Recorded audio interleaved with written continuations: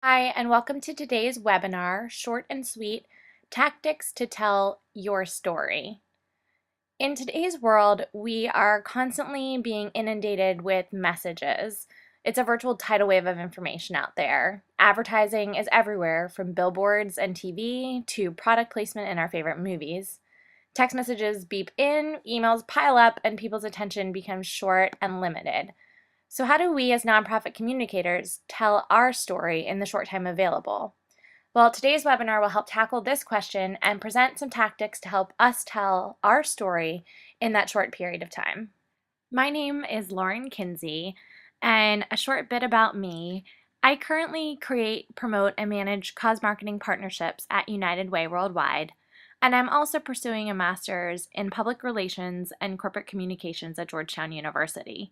In my work, I'm constantly given a limited amount of time to tell United Way's story, and so I've spent some time researching how I can connect with individuals in a short but meaningful way.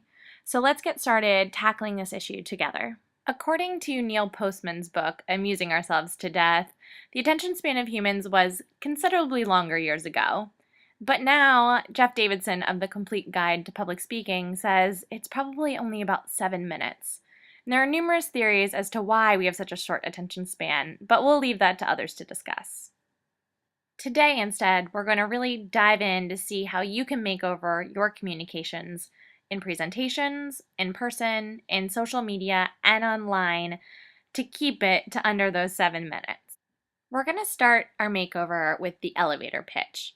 This is how you're going to get your message across in person. Many companies, organizations, and nonprofits have heard of the elevator pitch. It is a short, well-crafted statement that should be concise but detailed enough to inform a potential supporter about the organization and about the amount of time it takes to ride an elevator. But who actually knows it when you're literally in an elevator? Jeff Wilco, vice president of Campbell and Company, actually got stuck in an elevator with a donor, and it taught him the power of the elevator speech. It's something that you have to have on hand at the tip of your tongue to really convince someone about your organization. So let's dive in and actually build our pitch. The Harvard Business School Pitch Creator helps you do just this. You can go online and populate your speech based on the different prompts. So first, keep it short. Next, make sure that you state your value phrased as key results or impact. Next, make sure to share that the unique benefits that you and your company bring to the nonprofit sector. And finally, describe your immediate goals. These goals should be concrete, defined, and realistic. After your pitch is created here, you can actually have them analyze it for you and email it to you. Now that you've created your pitch, make sure you spread the word. Everyone in your organization should be trained to give the speech. Write it down, share it, create message cards for people to keep in their pockets. And always rehearse, rehearse, rehearse. It's a well-crafted statement that you need to be able to tell while you're actually in that elevator on the spot. So now that we have our elevator pitch down, how can we use this same short, brief method in our presentations? Well, I have two ideas. There are different methods called Ignite and PechaKucha. In Ignite, their tagline is "Enlighten us, but make it quick." And here, presenters use 20 slides that auto-advance every 15 seconds for a total of just a 5-minute presentation.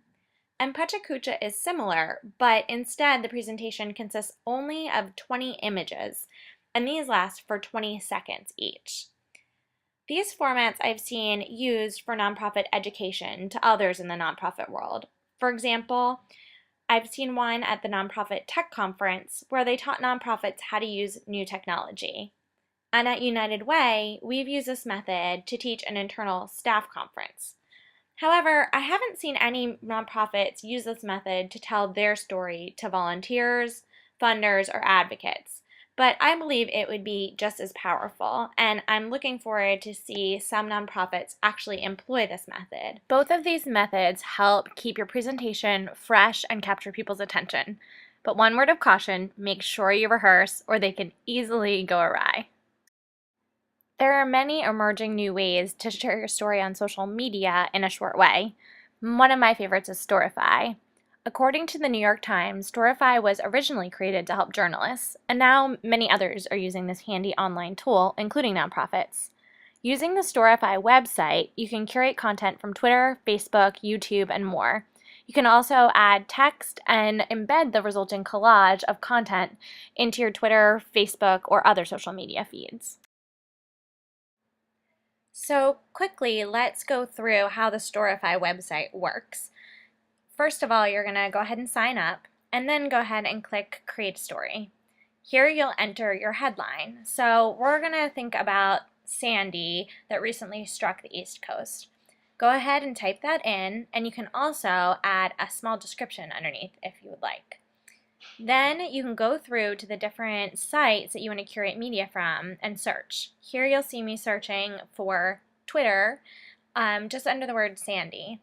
The first story that I'm going to add here is about how Mayor Bloomberg recently endorsed Obama after Hurricane Sandy. Next, I can search for specific images on Twitter.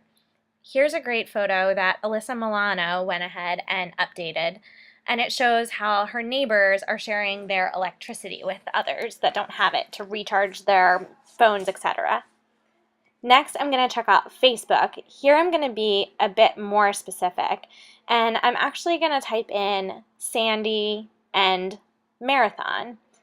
Here I can search for people that are specifically talking about Hurricane Sandy and the New York City Marathon. You'll see here that a friend is talking about how maybe people should be helping out that are actually running the marathon instead of running it. I can also go through and search on YouTube. Here I'm going to go back and actually make my search a bit more generic and just search for Sandy itself. And I'm going to find a great video that's actually a time-lapse video of New York City throughout Hurricane Sandy. And I'm going to go through and add that as well. You'll see that it keeps all of the pieces clickable and easy to still watch or retweet or post yourself again. I can also go through and do this on Instagram, Google, embed my own URL, or even add other stories created on Storify. After I've finished it, I can go in and press save, and I can also click publish. Here, this will give me a link that creates my story, and it's easily updated so I can share it on Twitter or Facebook at the click of a button. If you're interested in learning more, check out WaterAid or the Gates Foundation, who are utilizing the tool effectively. Switching from social media to specifically online, let's talk a little bit about infographics. I feel like they're everywhere right now, and I've especially seen a lot of cool ones around the presidential campaign. Infographics are a melding of text, statistics, and graphics that come together to tell a story, share a message, or prove a point. To show the power of infographics, here is an infographic about infographics. They're really popular because they're an effective way to share information. They can also be indexed really easily in search engines, and they have good info and are eye candy. They're really versatile, they're link-worthy, and you can decide the content that goes into them. There are really two types of infographics. One is a basic infographic, and the other is a little bit more advanced that shows a lot more details. They consist of three major parts: the visual, the content, and the knowledge, the conclusion that you want people to come away with. So here's how to create an infographic. First, think of an idea, then create a flow chart. Make sure you color scheme it and use eye-catching graphics. Make sure that you use a variety of authoritative sources and provide facts and conclusions for people. Illustrate statistics and make it simple. And don't forget to edit to make sure that there's a narrative. Here's a powerful example of an infographic from Amnesty International about trafficking in the US. It states that there were about 5,000 prosecutions and 3,000 convictions globally. That means that for every 800 people trafficked, only one person was convicted. It goes on to break down how 80% of victims are women and 50% are minors. Reasons for trafficking include labor, commercial sexual exploitation, and domestic servitude. This is one of those deeper level infographics that not only show a problem, but go on to dive even deeper into the actual problem itself. Here you can see that it starts to break down where the points of trafficking most occur in the Southwest region, and it also shares a little bit about immigration policy in the United States and how that's actually aiding the sex trafficking and the illegal immigration. This infographic really shows how a complex problem can be shared using this method. It can also then be easily passed along using Twitter, Pinterest, or Facebook. You can learn more about infographics from my classmates' blog called Infographics Simplifying a Complex Message. I'll share that link later. Today, we've discussed the constraints of reaching our audience and sharing our story. Competition for audience's attention is at an all-time high. In fact, the average person is exposed to the equivalent of 174 newspapers full of information every day.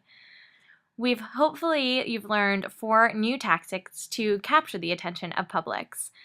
And these tools, by all means, work, but only if you have the message right. So make sure you start with a message that meets the mark. And I suggest starting with your elevator speech, as it serves as a good foundation. And then get to work testing out these other tools. There are plenty more out there too, so don't get overwhelmed. As soon as you've mastered one, there's probably a new tool to try out. With that being said, I'd love to hear a little bit more about how you're using these tools, or if there are new tools out there that I should be trying. Please connect with me. You can email me at lek43@georgetown.edu, follow me on Twitter at lekinsey, or find me on LinkedIn. Thank you so much for joining me today. Hopefully you've learned a bit more about how to connect with people through these 4 new tactics, and I look forward to hearing from you. Thanks.